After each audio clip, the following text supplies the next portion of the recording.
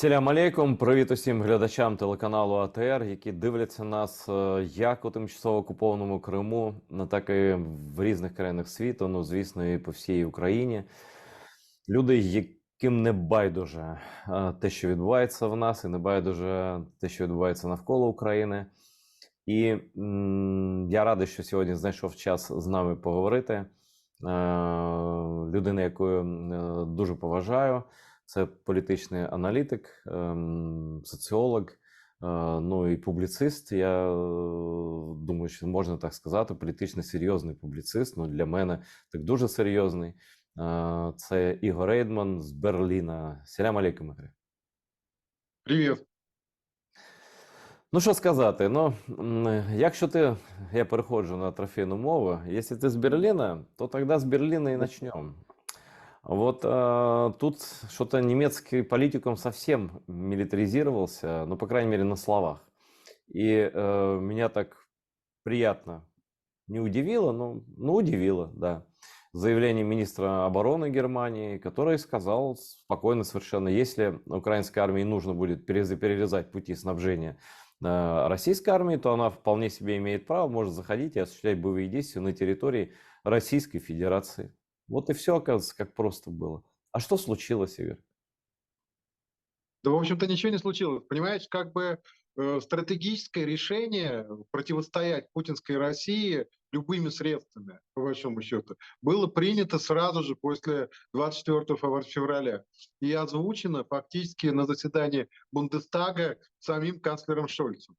Другой вопрос, как я уже неоднократно говорил в разных интервью, по-моему, в том числе и тебе, в Германии ничего быстро не делается. И от каких-то стратегических политических решений до неких конкретных действий, в том числе и до озвучивания неких, в общем-то, истин, да, но которые нужно было озвучить, может быть, в самом начале, проходит определенное и достаточно большое время. Должно для этого, значит, во-первых, все это должно быть бюрократически подготовлено.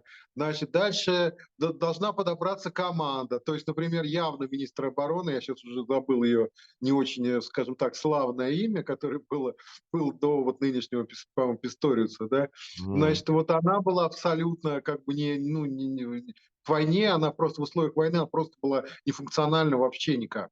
Вот, ну, то есть как вот это все эти действия, как бюрократические, административные, юридические, кадровые, они шли все это время, и сейчас мы видим, что тот пафос, да, с которым выступал Шольц еще там 25, по-моему, февраля или 26 в Бундестаге, он начинает уже реализовываться. И в том числе, конечно, очень хорошо, что назначили вот нового министра обороны, он, конечно, абсолютно в этом смысле адекватен, он так совершенно рационально, прагматично решает, с какого бодуна, условно, Россия может творить в Украине чего угодно, а Украине этого нельзя. Да, нельзя покуситься на, значит, российскую землю. Да.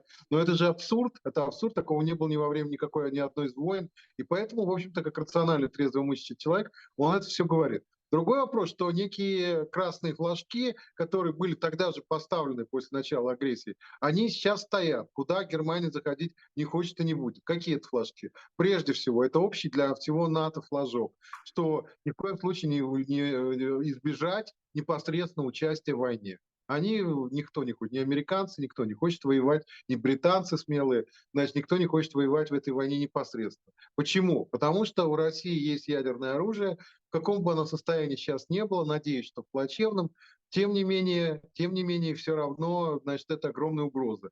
И они хотели бы, конечно, обойтись тем, чтобы Украина сейчас наваляла, значит, путинской России, та, поджав хвост, убралась, значит, в ней бы произошли, как часто бывает у проигравшей страны, и, кстати, в России такое не раз было, значит, начались какие-то перемены, движения, Путин слетел бы, и новый какой-то режим бы, неважно какой, авторитарный, демократический, это уже сейчас не суть важно. Главное, чтобы он, поджав хвост, убрался и амбиции свои спрятал куда подальше внешнеполитически. А это после поражения практически неизбежно.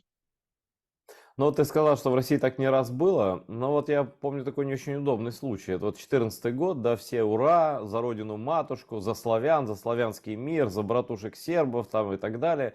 Пошли воевать, ура, ура, Петроград, значит, немецких купцов бить, там магазины закрывать. Прошло немного так времени, в принципе, и все это вернулось обратно толпами солдат, разозленных и голодных, да.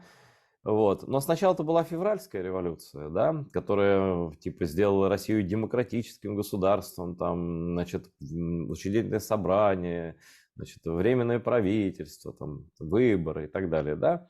Но учредительное собрание потом большевики разогнали, несмотря на прошедшие выборы. И там установилась такая диктатура, по сравнению с которой кровавый царский режим оказался таким, ну, не таким уж кровавым, да. Вот я так буду скакать, в общем, с темы на тему, просто как пойдет беседа.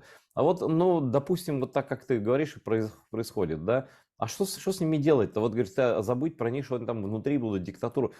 Вопрос же коренной один. Это если у них останется ядерное оружие, то это завтра там будет коричневая, красная, себурбалиновая диктатура. Ну как-то вот это, как Запад должен об этом думать? Что дальше-то?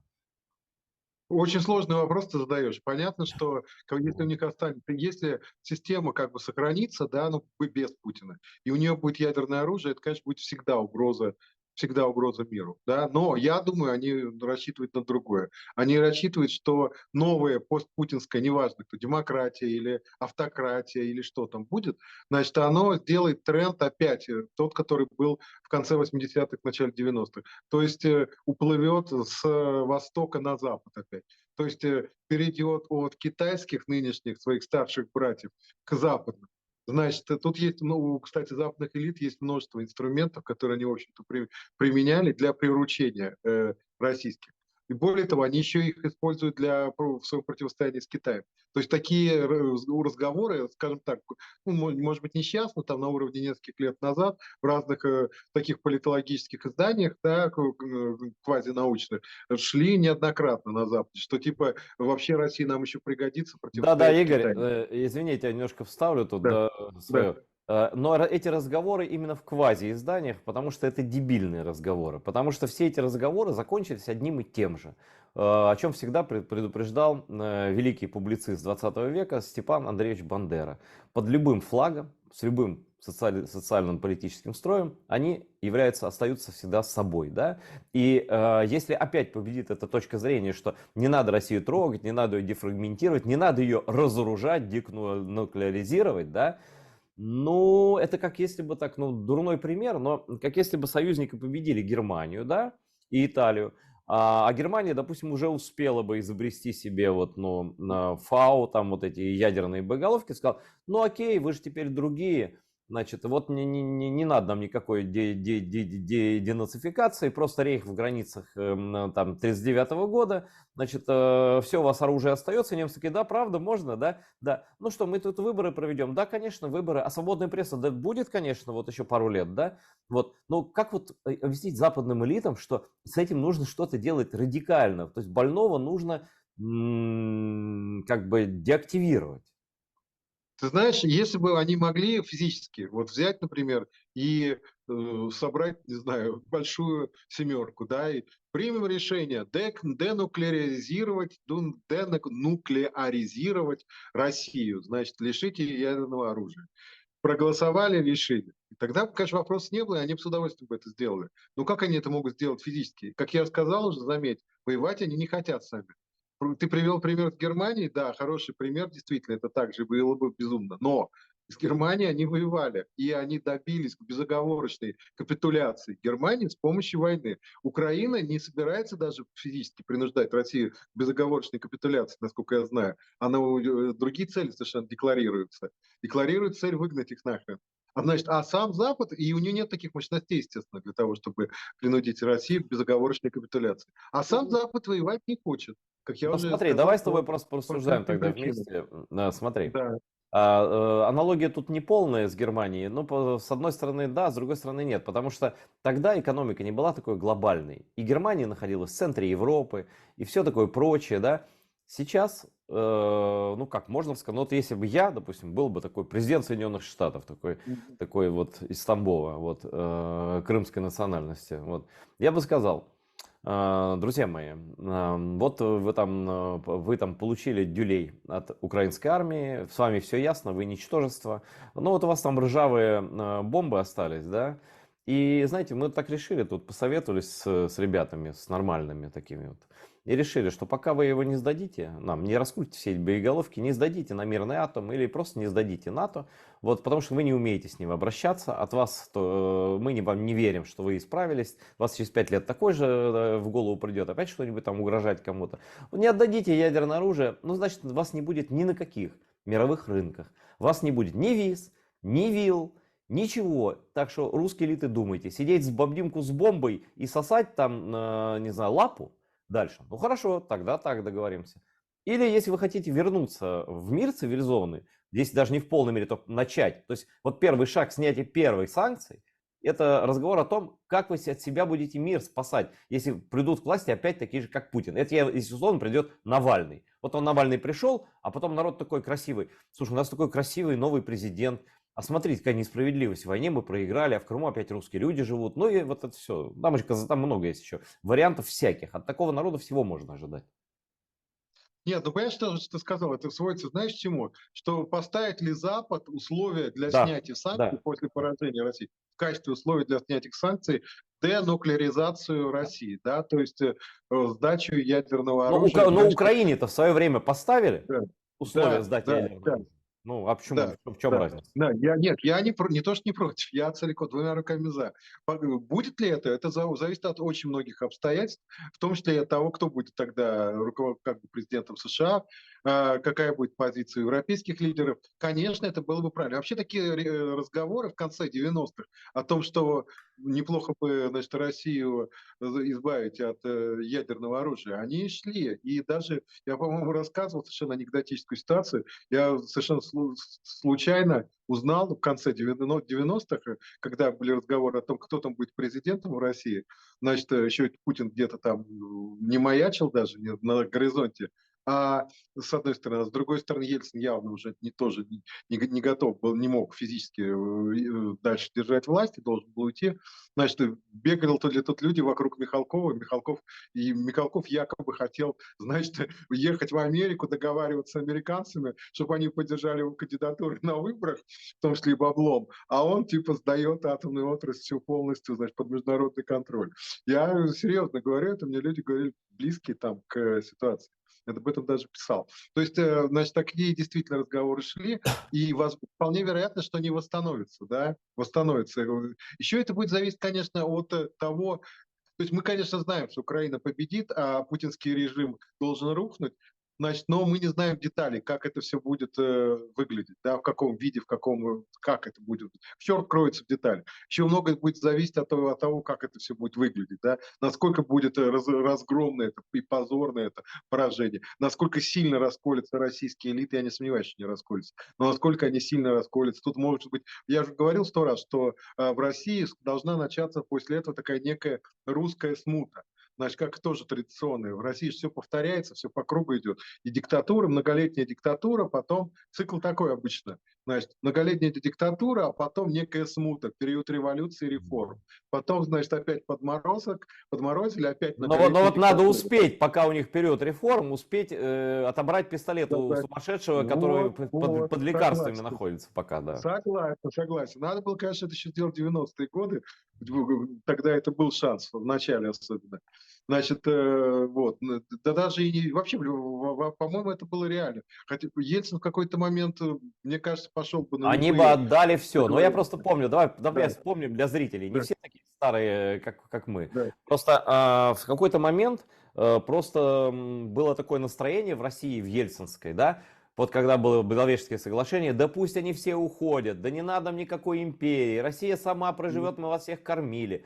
Значит, народ был такой реально за суверенитет Украины, были русские, я же это помню, потому что, ну не то, что они были за независимую Украину, они были типа как балласт всех воспринимали, мы вас тянули, но это им так и в голову вбили, что они всех на себе тянули. На самом деле, наоборот, все ресурсы вытягивали из провинции, из оккупированных, да, из колоний. Но, тем не менее, был такой момент. И в тот момент, если бы им сказали, вот вам по $1000 каждому, и отдайте ядерное оружие, они спросили бы, куда приносить. Они бы сами пошли этими городами ядерными, а нам в ядерном городе можно у нас воинская часть, можно нам $2000, и мы прямо сейчас принесем все, да? Вот, ну, как бы вот такая ситуация. Кстати, Ельцин готов был отдать, продать японцам острова и практически об Да. этом договорился. Это и просто его отговорили два человека, не буду называть их фамилии, потому что один из них хороший. Но это просто значит, он вечером он бухал с премьер-министром Японии, не помню, кто-то Подожди там. секунду, тут очень большие технические проблемы. Не, все нормально, все, это у меня тут на экране. Да, продолжаем. Да, так вот, да, была история, значит, они где-то в Сибири встречались, такая был формат, встречи без галстуков. Ельцин и премьер-министр Японии, кто-то, не помню его фамилию, кто-то был в тот момент премьер-министром. В общем, они набухались, и Ельцин говорит, да ладно, хрен с тобой, забирай острова нахер. Вот, да, абсолютно, все уже договорились, все должны были завтра подписывать бумаги. Но утром Ельцин, до того, как он успел похмелиться, его два человека, с которыми он был там на этой встрече, значит, сели ему на уши и отговорили его. Вот так что все возможно было, абсолютно возможно было. Да, ну вот один случай, действительно, один шанс исторически продули, что называется. Я надеюсь, что в этот раз уже шанс будет не, что называется, использован, не профукан так же бездарно, как... В общем, в 90-е годы было множество возможностей, и бездарно их профукали все. Вот Да. прежде всего, конечно, россияне и прежде всего российская политическая элита, но и западники тоже. Я же все это наблюдал, Так да. они все были как под наркозом, да? Они все были вот как Ельцин, пьяные. О, Россия, Советский Союз разваливается. Они и на полном серьезе выступал, опять мы расскажем людям, которые не помнят, да? Приезжал в Украину, тогдашний, помню, Джордж Буш младший, старший, и говорил, не надо отделяться от Советского Союза. Горби, cool, good guy, да? Горби тут танками давил Литву, там, лопатками Грузию, good guy, да? Литовцев, мне Ласбергис говорит, вот, старший, да, Витаутас, профессор, вот, который, по сути, начал развал СССР. Вот. Да, я помню. Да, его, знаешь, это ключевая фраза на меня всю жизнь. Я не смотрю это выступление, можно забить в Ютубе. Ласбергис, и там на трибуне съезд народных депутатов, еще 90-й год, по-моему. И он такой выступает, и последняя фраза такая, он такой в белом костюме стоит. По крайней мере, Литва против. Закрывает папочку и уходит. И Горбачев сидит такой, блин, черт, какая Литва? Он про себя думает, я бы сейчас его убил просто. Вот сзади бы чем-нибудь нанес удар, как Раскольников, топором вот этой русской истории, да, и культуры.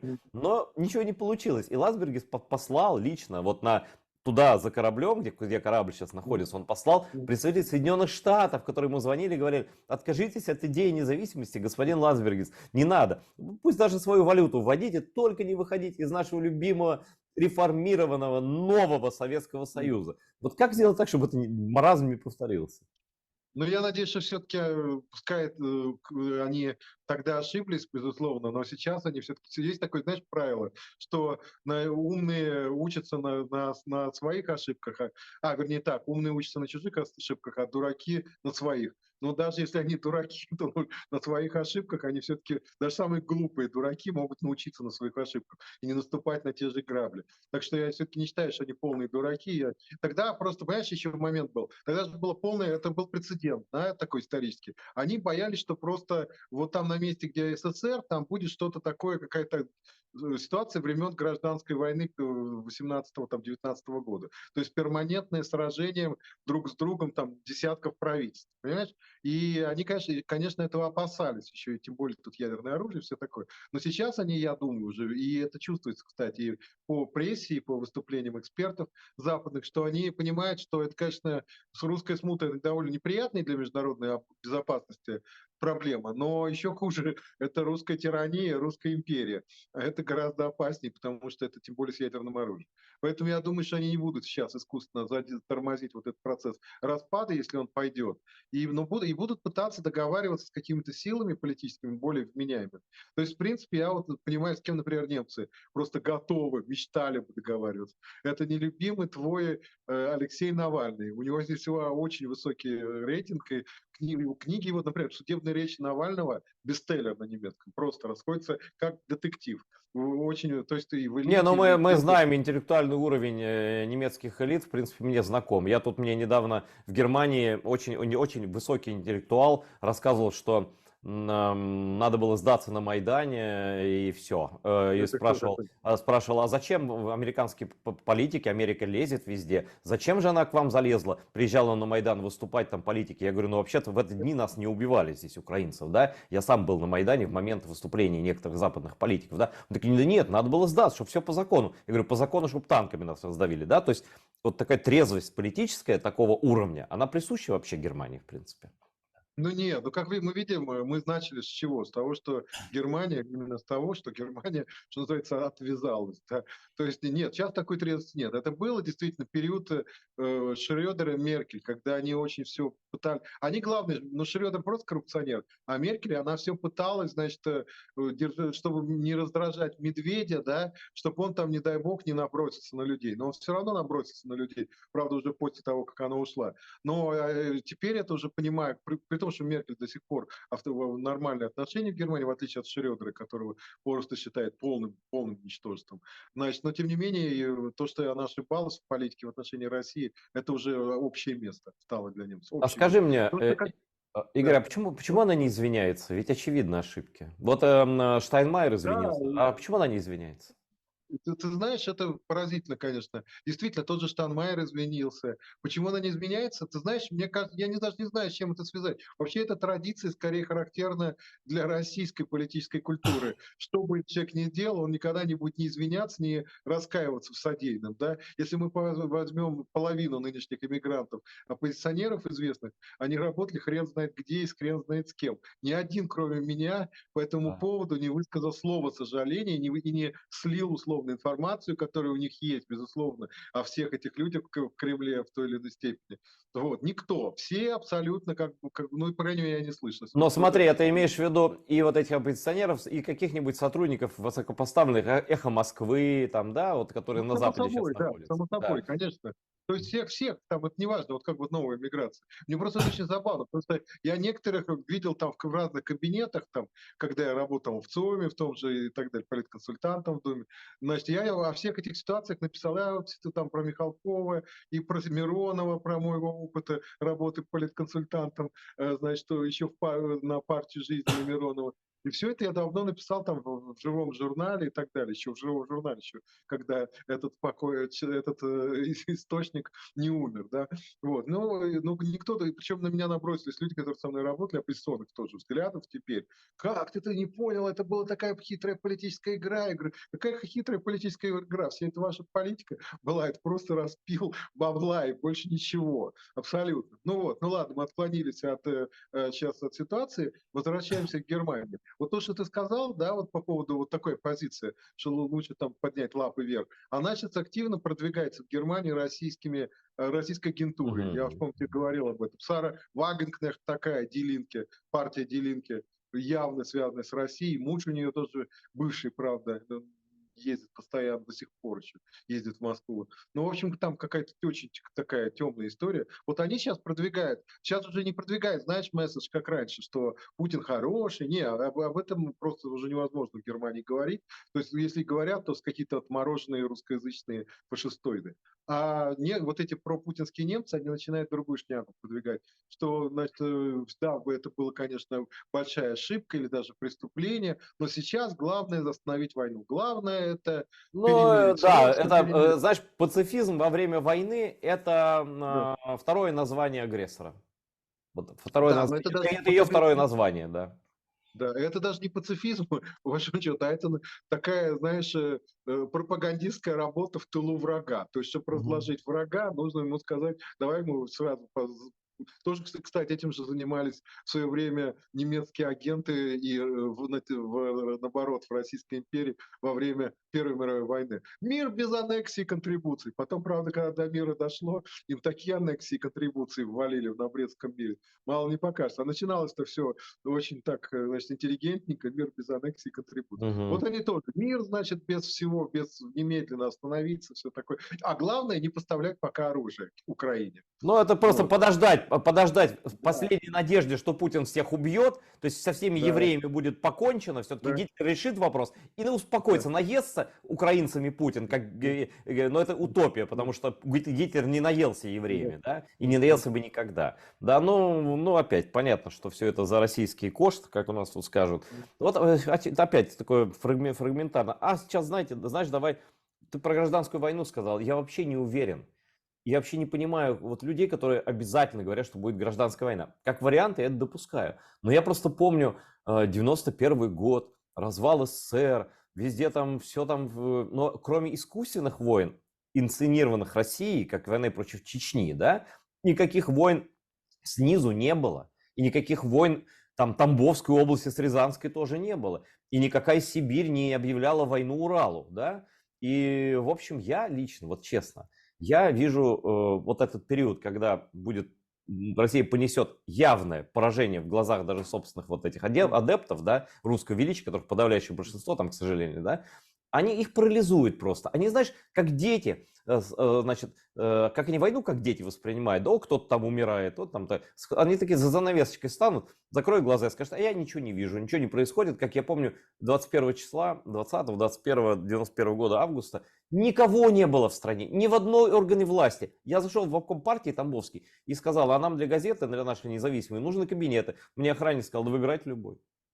Понимаешь, а какая гражданская война? Кто там будет защищаться-то, я понять не могу. Смотри, Кого? смотри, почему я считаю, что это возможно. Я не утверждаю, что это будет, Мгм. но говорю, что это возможно. В истории всегда речь идет о вероятностях.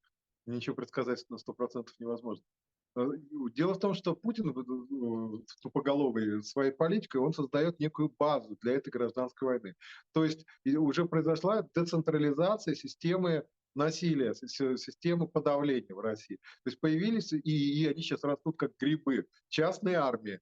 Значит, Пригожина частная армия, Кадырова, это самый известный. У «Газпрома» теперь своя армия, у олигарха Бокарева своя армия, о чем говорил тот же Но Пригожин. вот когда ты говоришь про Газпром, Олигарха Игорь, Алтушкина. Игорь, когда ты говоришь про «Газпром», тут сразу есть у меня возрождение. Давай так вот в режиме чуть пинг-понга. Вот Да. когда «Газпром» — это только формально частная компания, это личная собственность Путина. И также я думаю, что все эти частные ЧВК, они все равно абсолютно подконтрольны центральной власти. Как бы они, и тот же Кадыров абсолютно под ним. Вот. Абсолютно правильно, но ведь мы же говорим о ситуации сейчас, поэтому сейчас они друг друга и не убивают, потому что они подконтрольны все одному пока Путину. Но этот Путин, значит, уходит, то есть его уходит, ему там, значит, операция табакерка происходит, да, или какой-то другой вариант, значит, и все, и Путина нет. Дальше начинается борьба за наследство императора. И у каждого свои интересы. Люди чрезвычайно амбициозные, многие из них отмороженные на голову. Ну вот просто, такие тоже есть. И они, естественно, начинают делить шкуру уже убитого Путина. То есть огромные ресурсы, которые есть в стране, разные, природные и так далее, бабки, ну, что угодно, финансовые потоки и прочее, прочее. Тот же, например, Пригожин, я там кровь под Бахмутом проливал, мне там давай. А какой-нибудь там другой, там, не знаю, там какой-нибудь олигарх Алтушкин православный, ты там еврейская рожа, Пригожин, пошел нафиг, я настоящий русопятый олигарх, все, значит, ну и так далее. То есть, а база-то есть, головорезы есть, тем более я надеюсь, то есть даже не надеюсь, я уверен в том, что их с Украины попрут, а им жить-то хочется, им надо что-то, бабки нужны, чтобы содержать их, себя даже.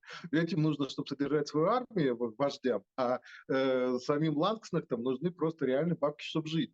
Понимаешь, и они начнут друг у друга отжимать, драться там, так начнется война. То есть это не будет идеологическая война красных и белых, понимаешь?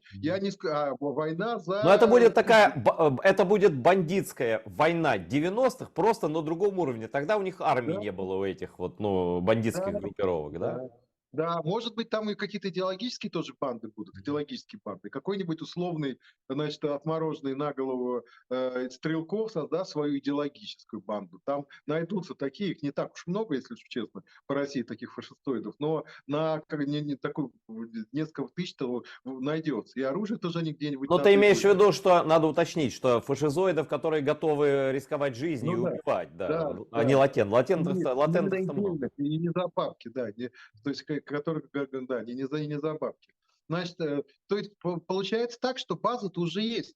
То есть как только, то есть как бы пауки уже есть собраны, да, просто они сейчас в каком-то еще состоянии, то есть они пока, эти пауки привязаны там к стенкам этой банки или прилипли к стенкам этой банки, и ну, как бы пытаются отодраться и наброситься друг на друга. Вот они, значит, от этих стенок отлипнут, да, и набросятся друг на друга, как только эту банку хорошо встряхнут. А встряхнут ее, как я уже сказал, когда им придется бежать с Украины.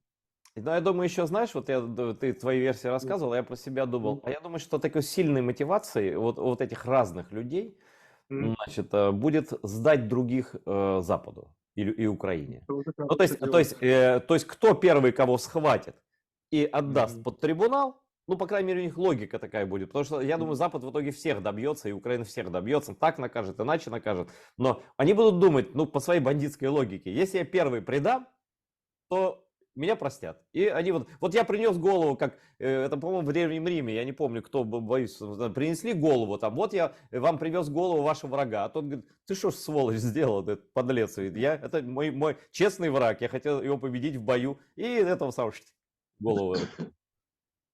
Ну, что такое может быть? Да есть же такая, да, известный синдром заключенного. Значит, это в деловых играх применяется.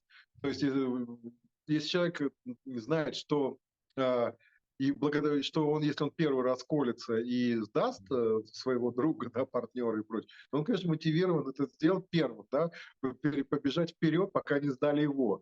Понимаешь, то есть пока там Путин не сдал своих приближенных, приближенные должны сдать Путин. Вот. Значит, я думаю, что это, конечно, тоже будет играть роль, потому что и действительно голова разных военных преступников крупных это такой же ресурс, как, не знаю, нефть или газ будет для последующей дележки, да. Вот. Ну, конечно, некоторые из этих дельцов, типа Пригожина, они, конечно, они уже, я думаю, понимают, что им ничего не светит. А какие, но появятся и новые игроки. Ведь смотри, большая часть российской правящей верхушки, правящей бюрократии, даже, наверное, силовиков, это, в общем-то, люди, которые совершенно не мотивированы не были воевать. Они Но считают, что их подставили. это варье, давай Это скажем вранье элементарное. Ну вот мы же слышали все вот этот разговор Иосифа Пригожина и Ахмедова, олигарха.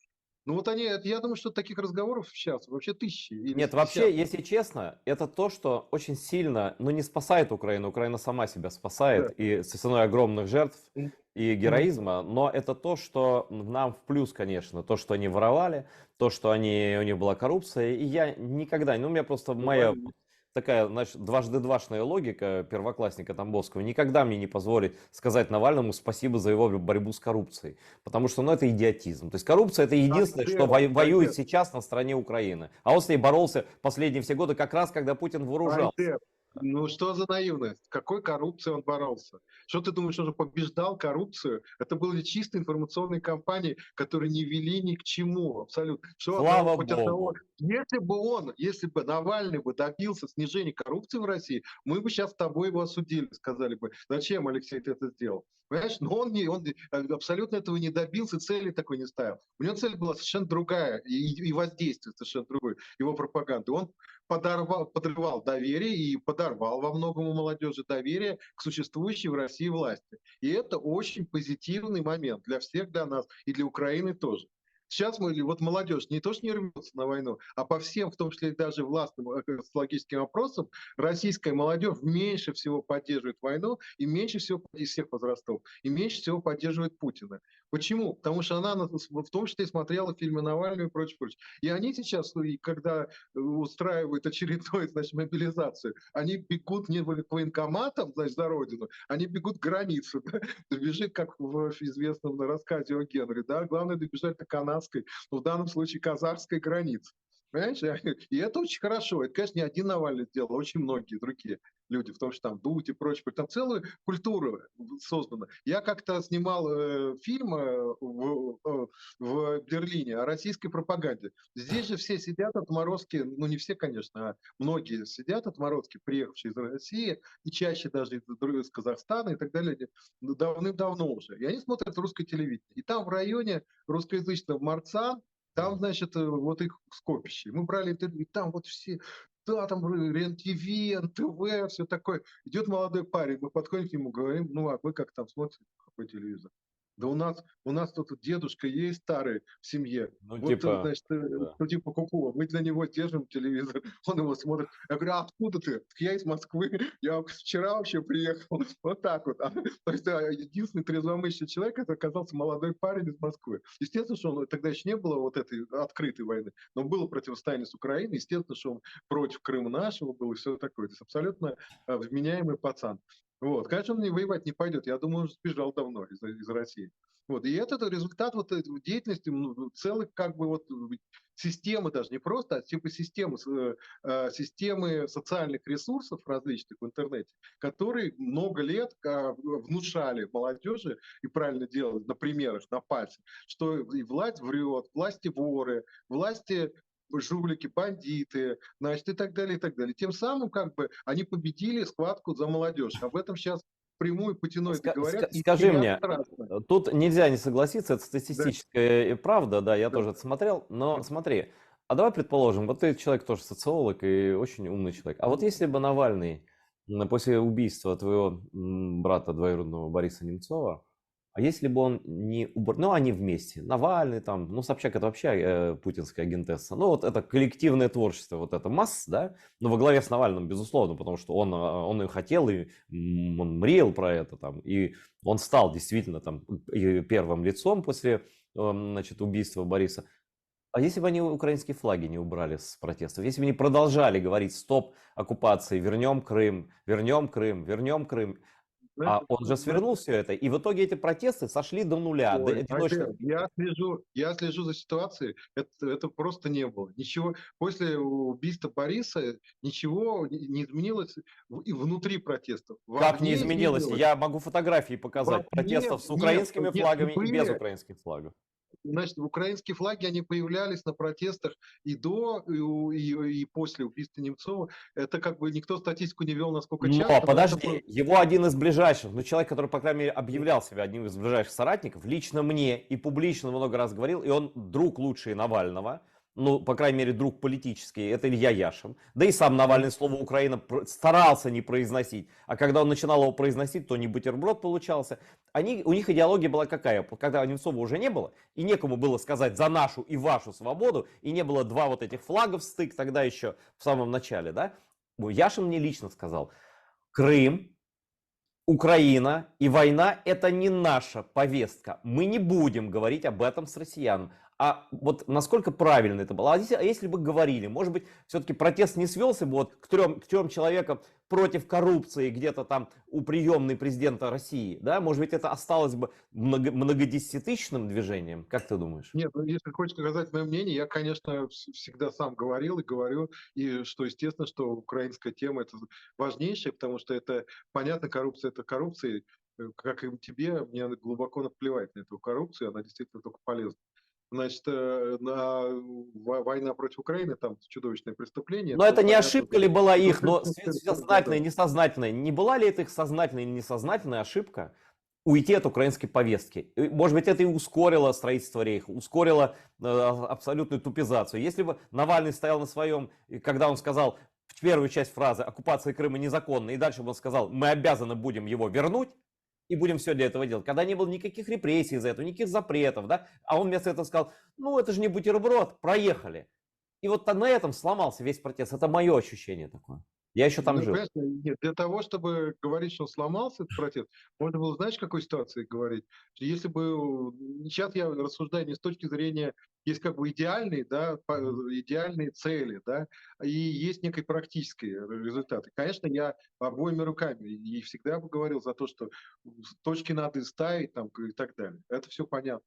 Но с точки зрения чисто практического результата, я думаю, что это ничему, конечно, не привело, ничего бы не принесло. А мне Абсолютно. кажется, вот мое мнение, Кроме, может быть, какой-то моральный результат он но принес. просто, знаешь, Да. тогда, может Мгм. быть, вот если бы вот эта Мгм. условная Да. либеральная элита, если бы она сказала «нет Крым нашу» и «нет войне», а не начала заниматься муниципальными выборами в районный военкомат, как Яшин, да, или там, как вот эти Шульманы все, мы сейчас об этом поговорим, вот они тогда, вот эта так называемая интеллектуальная элита, как угодно к ней можете относиться, я их не считаю элитой вообще, значит, то есть счет-то на табло. 50 тысяч 80 протестов при Немцове, 0 протестов при Навальном. Он вернулся, и за него не был ровно никто. Он вернулся в выжженную страну абсолютно, полностью, да. А потом они все просто сбежали после 24 февраля, и все. И как бы на этом закончилось, да. И они сейчас занимаются чем? Они сейчас, значит, приравнивают жертву и убийцу. И вот этот пост этой, ну, я не боюсь этого слова, мерзавки Шульман, который где-то там находится и говорит, ну это все уже написали, да, что типа, ну и вот у украинцев горе, ну и у нас горе, а потом выходит этот фотоальбом, но это просто иллюстрации того, кем они себя мыслят и что от них ничего невозможно было получить практического, да, почему протест к нулю сведет, потому что нет образцов, кого мы должны принять за образцы, тех, кто говорят, Крыму не бутерброд, нет, конечно, это не позиция, да, это сдача позиции, да, и сейчас вот это вырождение все бродит по Европам, никто, действительно, как ты верно сказал, никто не извиняется, никакая там бывшая директриса Яндекса, которая свинтила в Израиль 25 февраля, не дает показаний, как они модерировали пространство. У них 5 заголовков было про Путина первых и дальше пропаганда. Да? Никто ничего, ни это Шульман, никто не кается. Они говорят, мы тоже пострадавшие, а значит обрусевшие. Знаешь, как это у Высоцкого эта песня была, да? Вот типа приравнивают. А на самом деле это же очень на самом деле вредно. Это нечестно, это создает плохие стандарты. И кроме тебя, и еще 1,5-2 человека, вот я бы и хотел говорить с реальной российской, не тоже даже оппозицией, а с моральной позиции, а мне не с кем поговорить, потому что Хаматова изображает, закатывает глаза в какой-то парижской квартире, и украинцы правильно ответили. Ну, во-первых, они все воруют, как и сама Россия. Они украли эту фотосессию, это идея украинская абсолютно, на фоне бывших домов разрушенных. А это типа вне дома с котиком она сидит. И наши сделали коллажи с разрушенными домами, и с убитыми, и с ранеными, и оставленными без жилья людьми. И вот почему они такие аморальные? Вот, ну, как это объяснить? Или они правда не помогают следствию? То есть они убежали, типа, они общались со всеми. Ты знаешь, они такие, а ничего, мы помогать следствию не будем. Пусть Украина сама как-нибудь, а потом мы демократию построим. А мы тут ни при чем вообще, да. Мы такие чистенькие. Какие чистенькие? Да вы все там в системе были. Слушай, я сначала только скажу, конечно, я ни в коем случае не то, что не имею никакого, не то, что морального права, что осуждать, а вообще что-либо говорить, я не знаю, ну, скажем так, кроме комплиментарного, о людях, которые сидят сейчас в тюрьме в России. Я имею в виду Навального, Карамурзу, Я не Яшина, про них даже говорить Горинова. не хочу. Дело не в них. Я не про Э, них говорю. Я говорю Это про эту первое. Это первое. разбежавшуюся, да. Да, потому что ну, просто совершенно невозможно сравнивать их положение и мое. То есть людей фактически там убивают в тюрьму. Я в свое время просидел еще в 89 году в обезьяннике 3 дня, после демонстрации, значит, одной из первых неформальных демонстраций в Нижнем Новгороде. И мне, ты знаешь, отбило на всю жизнь охоту даже думать о Ну, том, тут как просто, все в Игорь, тюрьму. тут есть разные позиции. С одной стороны, ты говоришь, они на смерть идут в тюрьму, с другой стороны, они там живы, а на смерть за их освобождение идут украинские парни и девушки каждый день. Если Тут бы все я на сейчас своем воевал положении. на фронте, если бы я сейчас воевал на фронте, я бы имел какие-то права Понятно, на да, это. понятно. Я сижу здесь вот в мягком кресле в Берлине, Но да, я не про значит, них, я про то, через... я не про А, них. да, Я про то, да, какой вот, это, месседж нет, они это вот я несут и специально, чтобы своим, наши и Западу. зрители... Да. Вот Я эти просто к тому, бежавшие. что да, я к тому, что чтобы зрители наши меня правильно поняли. Потому что я, естественно, что кроме к людям, кто сейчас в тюрьме, как я уже сказал, за политику против антипутинскую, и в том числе, кстати, за призывы к миру, как Карамурза и Яшин, значит, и Навальный как главный условный противник Путина, потому что других нет. Других у нас противников Путина, которые бы сидели сейчас, ну, я имею в виду известных, да, в мире, у нас и которые действительно вот сделали много лет, боролись с Путиным, и, скажем так, не без успеха, по крайней мере, привлекали к своей деятельности внимание. У нас нет, да. Так что к этим людям я, кроме пиетета, не испытываю никаких чувств, большого пиетета и уважения огромного. Значит, теперь, что касается друзей, братьев, иммигрантов. Их я могу критиковать, потому что они в таком же положении, как и я. Естественно, что каждый выбирает для себя, как в известных стихах, да, каждый выбирает свой путь. Значит, я единственное, что я могу тебе сказать, и у каждого свои взгляды. Кстати, тот коллаж, про который ты говорил, это, насколько я знаю, сделала вот коллаж, где, значит, все эти с грустными лицами сидят и котиками, наши иммигранты, но это, с моей точки зрения, это просто пошло. Вот я бы не Это сказал, что это ужас. преступно, это просто жутко пошло. Я просто не понимаю ни людей, которые это делали, ни людей, которые там снимали. Если бы ко мне пришли и сказали, слушай, сделай грустное лицо, как ты здесь сидишь, я говорю, нет, давайте я лучше с пивом сфотографирую. Знаете, как я здесь сижу в кабаке и пью пиво, потому что это будет честно. Понимаете? Вот, значит, полная хрень полная, значит, но надо сказать, что Калаш это сделала, где с одной стороны вот эти грустные рожи, а с другой стороны люди, у которых действительно подлинная трагедия. Другая мигрантка, по-моему, это вот госпожа Маргулис, по-моему, из Венеции, если я правильно ее фамилию произнес. Но не суть. То есть мигранты тоже бывают разные. Но они есть такие, а есть другие. У нас вот, например, здесь в Берлине есть такой панда-театр, значит, и там просто вот с утра до вечера какие-то акции, ивенты, поддержку Украины, значит, развлекают украинских детей, помогают семьям, помогают беженцам и так далее, и так далее. Деньги какие-то на них собирают и так далее. То есть просто вот everyday, да? То есть люди действительно вкладываются в это очень сильно. И не только это, я просто назвал то, что вот я знаю. Вот другой вопрос, да, конечно, вот у меня единственная как бы претензия такая человеческая, потому что я сам как бы не идеален, я 100 раз об этом писал, мягко говоря, не то, что не идеально, а раскаиваюсь во многом, что я делал в России. Но я вот всю эту информацию давно уже слил в паблик. Вот все, что я знал о российских властях, о персонажах российских, и А так далее. почему? Почему они не хотят? Чего они Вот боятся? Расскажи мне твою версию. Вот это меня удивляет. Даже и не думают абсолютно. Да. Кстати, некоторые вещи, ну, не пишу, например, хотя бы тоже хотелось. Ну, например, вот сотрудничество с моей ССПС. Просто я боюсь, там тоже очень много было такого, что, в общем, все стыдно вспоминать. Но и никто же об этом тоже не говорит, даже вот на том уровне, на котором и говорю я. Они всегда были все идеальные, хорошие, замечательные. Сейчас они, значит, будут опять спасать Россию. Да, то есть они, значит, это, как я в свое время шутил, да, когда Ходорковский собирал в Киеве какую-то тусовку в 2014 году, до начала, или, скажем так, во время начала вот этого первой волны вторжения, значит, российского, что там это, по-моему, у меня такая заметка была, приключения отцов русской демократии в Киеве, да. Вот эти все отцы русской демократии, они все они святы, понимаете, они святы. Никто ни в чем не признается, ни в каких ошибках, или почти никто, я, по крайней мере, не слышал. Ни в ошибках, не Так сдают слушай, информацию. Ходорковский вообще говорит, а я бы снова в Чечню пошел воевать. Ну то есть вообще логики не склеивает логику в голове, что Чечня-то и случилась, потому что Путин хотел быть фюрером, а двух фюреров не бывает просто никогда. Ну, да, не, ну, конечно, дело в том, что и Первая, и Вторая Чеченская война была начата российской правящей верхушкой, и даже не из каких-то имперских, а из внутриполитических соображений. Они таким образом свою власть пытались сделать популярной. Но у Путина, у Ельцина это не получилось. Он просто, видимо, по пьяни все по привычке своей профукал. А у ФСБшников Путина и всяких там Абрамовичей и Березовских, которые тогда еще паслись вокруг Путина в начале нулевых, это получилось, потому что они смогли с помощью провокаций, с помощью взрывов этих домов, с помощью спровоцированного этими же ФСБшниками и окружением Путина рейда Басаева в Дагестан. Все это было разыграно как по нотам, что нужно было создать образ врага и, значит, и устроить этого, вытянуть Путина в качестве спасителя от этого врага. Чистая политтехнология, матч, который замочит в Ой, сортире.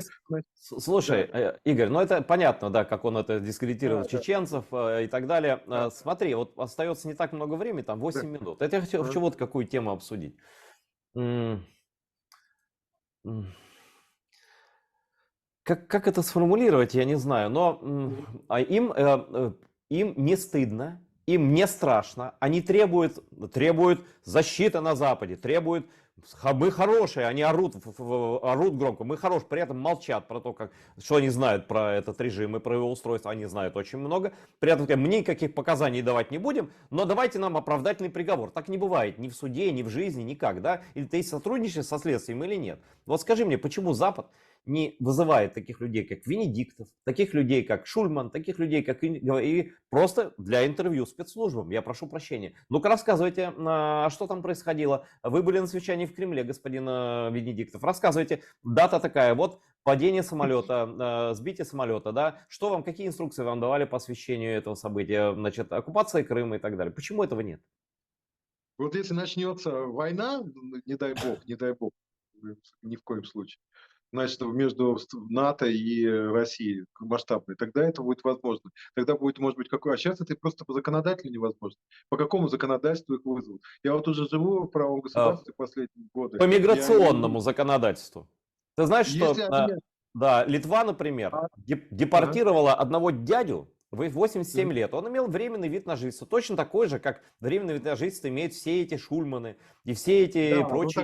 у него, тогда они должны что-то как-то проштрафиться. То есть они должны нарушить закон. Не Как бы было никакого другой вопрос, и нарушения. можно не давать было, понимаешь? И можно вообще было, Не-не-не, в принципе, подожди, не давать. подожди. Там Да. сейчас в Литве проходит верификация видов на жительство.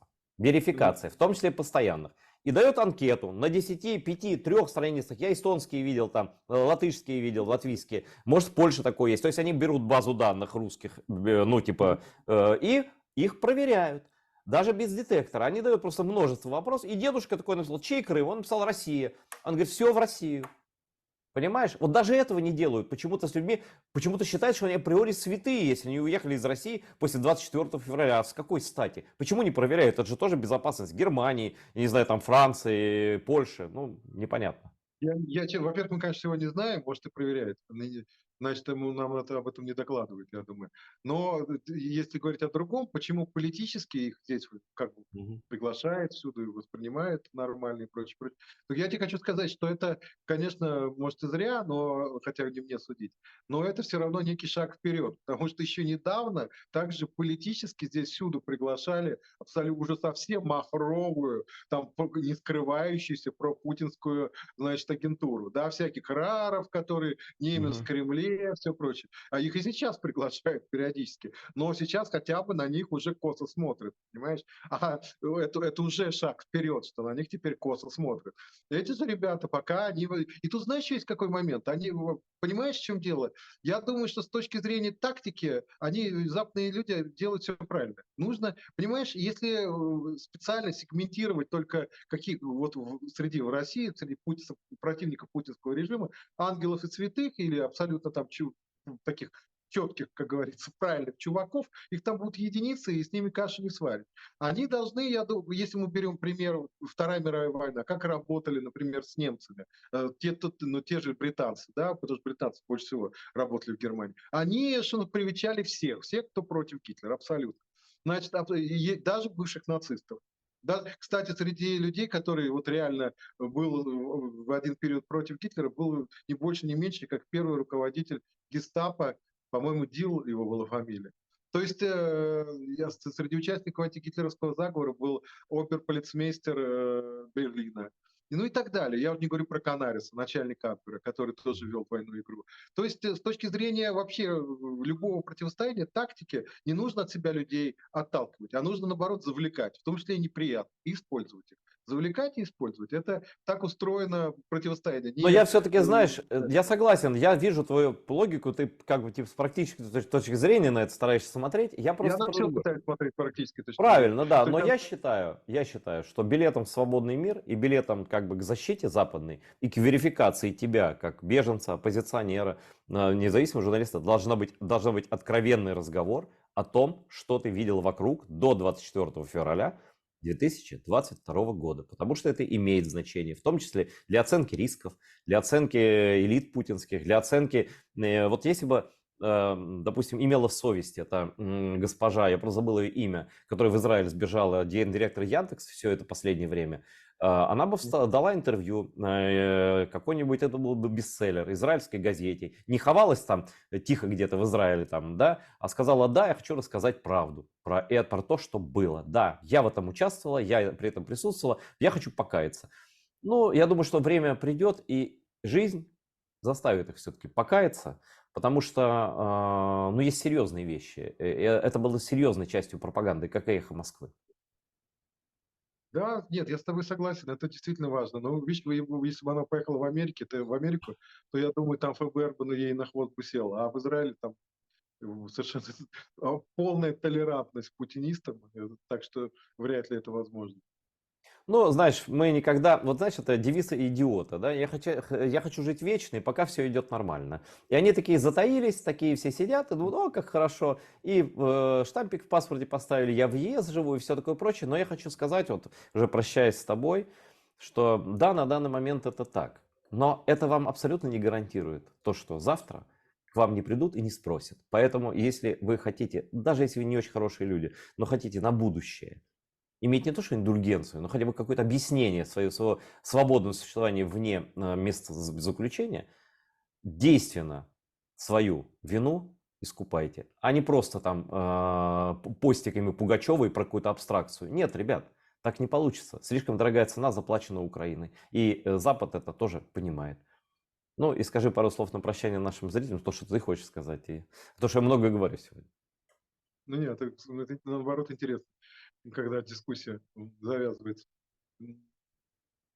Украина победит, я в этом не сомневаюсь. Путинский режим заплатит за все, будут репарации. За каждую, они заплатят за все, за каждый разрушенный дом, за каждого убитого человека, они за все заплатят. И это будет, это неизбежно, и это будет, я уверен, это будет достаточно скоро. Спасибо. З нами був Ігор Рейдман. Я дякую йому і дякую вам, усім глядачам телеканалу ОТР, і за вашу увагу, і за вашу підтримку. Слава Україні! Слава нашим героям! Російський рейх буде зруйнований. Дивіться АТР далі.